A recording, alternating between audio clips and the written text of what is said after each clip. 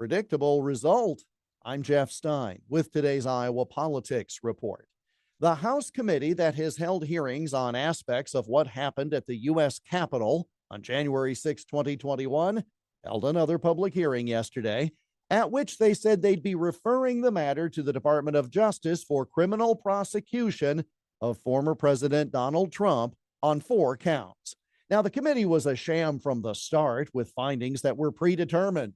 The Republic would have been better served by a real investigation, but that does not fit anyone's political narrative in Washington. All yesterday's proceedings did was give the DOJ cover should it decide it would file criminal charges against Trump. No way the DOJ was ever going to rely solely on what this or any congressional committee did. Yes, they've been leaking and sharing all manner of information, but the Justice Department has had its own parallel proceeding, and regardless of what the January 6th group determined, will choose to proceed or not based on their own investigation. But here's the cover for it all. If DOJ does take the unprecedented action of filing criminal charges against a former and perhaps future president, one who is an active candidate to unseat the president currently in the White House, well, they can point to the bipartisan committee hearings, as if that gave the committee's work a seal of nonpartisan approval.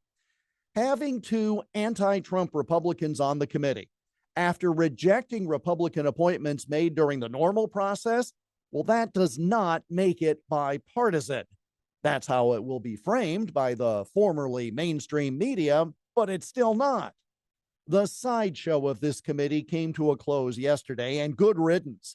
Nothing they did will hold up in any forum other than one where they set the rules. It will be good to remember that, with the hope that unbiased, real investigators will continue their work separately.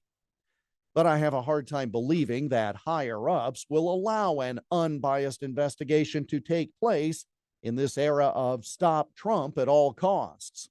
And that's the Iowa Politics Report for Tuesday, December 20 on Twitter, Instagram, Getter, Parler, and Truth Social at Iowa Politics. I'm Jeff Stein on News Talk 1540 KXEL.